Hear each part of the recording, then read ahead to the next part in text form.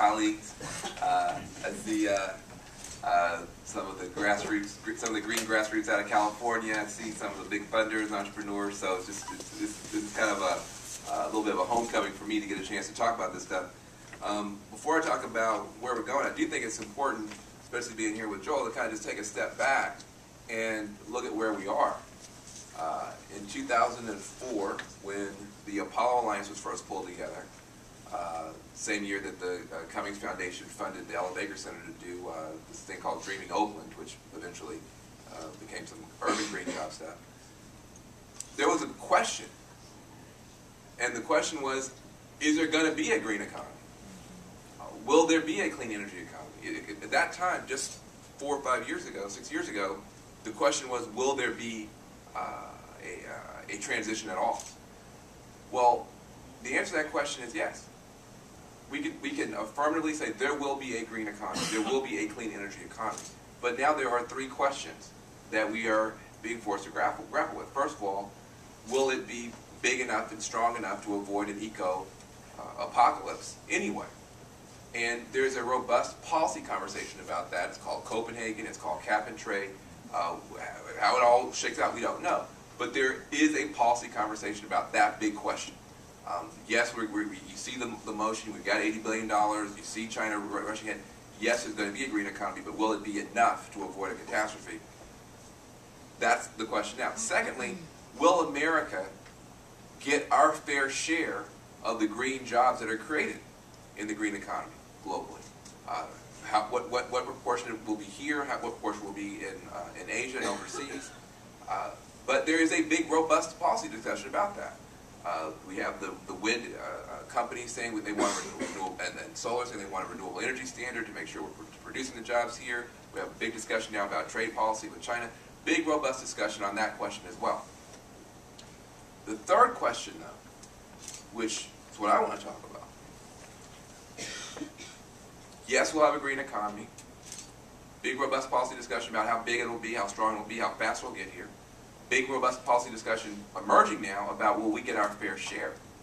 But the third question is, will all Americans have a fair shot at America's fair share? And there is not yet a big, robust policy discussion about that. Will all Americans have a fair shot at America's fair share? And I think that is going to be a critical piece of the puzzle here that actually helps to solve the rest of it.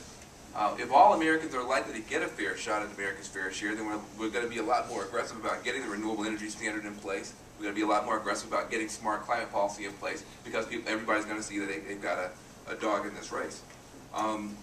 This is a big issue. And I want to just hit some numbers, which we haven't hit hard. I just want to hit them. They're uncomfortable numbers, but they're important numbers. If we imagine that the green workforce is going to be trained, skilled, prepared, hopefully well organized, then what we're imagining is a greening of the labor movement as well.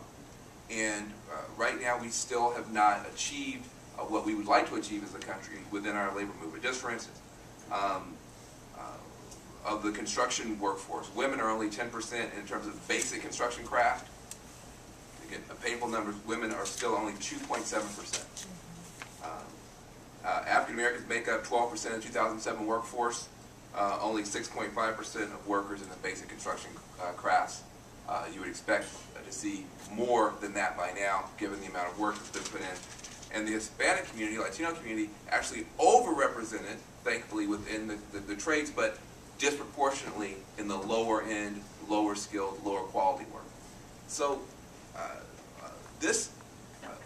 so one then imagines that if our skilled workers, our best trained, best organized workers are going to help build the green economy, we may wind up building a green economy that Dr. King would not be proud of. We may wind up building a green economy that the heroes and the sheroes of the last century would not be proud of. And that will be our fault. One of the things we have to remember is we're actually building something new here. So if we fail to get across the finish line on equity and inclusion and fairness, we can't blame our grandparents. We can't say, well, you know, those people in the South, we can't do what we'd like to do and blame somebody else. It's up to us to sort the stuff out. Now the good news is there's actually some forward motion, some positive progress that can be reported. Not the least of which is Secretary Hilda Solis's great work by taking the Green Jobs Act that so many of us here worked on, dreamed up and loved and hugged and got across the finish line with Speaker Pelosi's great work on the House side. But in the original Green Jobs Act 2007, which by the way George W. Bush signed into law, people forget that. Bipartisanship is kind of the rage. We started there actually. In the original Green Jobs Act, there was something called Pathways Out of Poverty. The idea was that we would actually, in the very first time we ever codified the term green jobs in federal law was the Green Jobs Act, and there was a piece of that that was called Pathways Out of Poverty. So from the very beginning, this notion that we wanted to make sure that the rungs of opportunity on that green ladder went all the way down to the people who most needed new hope and new help was written right into the law.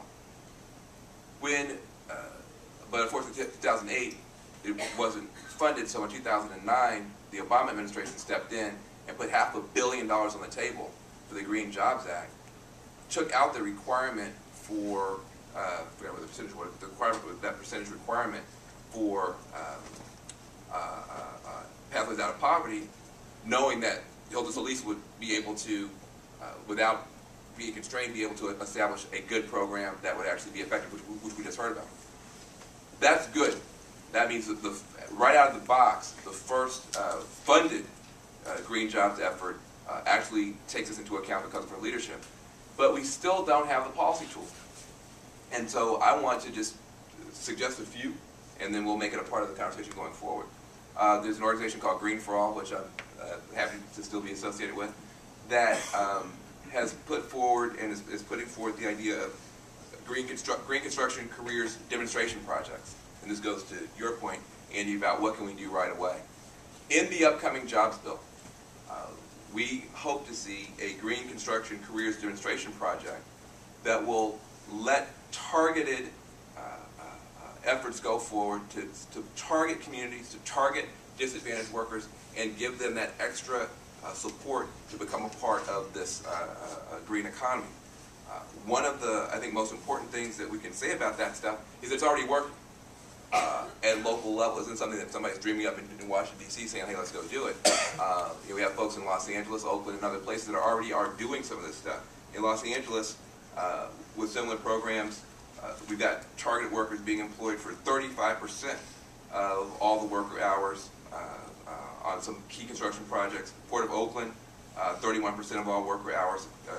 A similar program has created opportunities for 900,000 hours of work at the port. So we've got some wisdom at the grassroots. What we don't have yet is a robust federal policy suite of tools to get the wisdom and the smarts that's happening at the local level all across the country. The last thing I just want to throw out there, more as a slogan than as an actual proposal, is it might be helpful to have either green opportunity zones or green enterprise zones or green empowerment zones or some kind of program that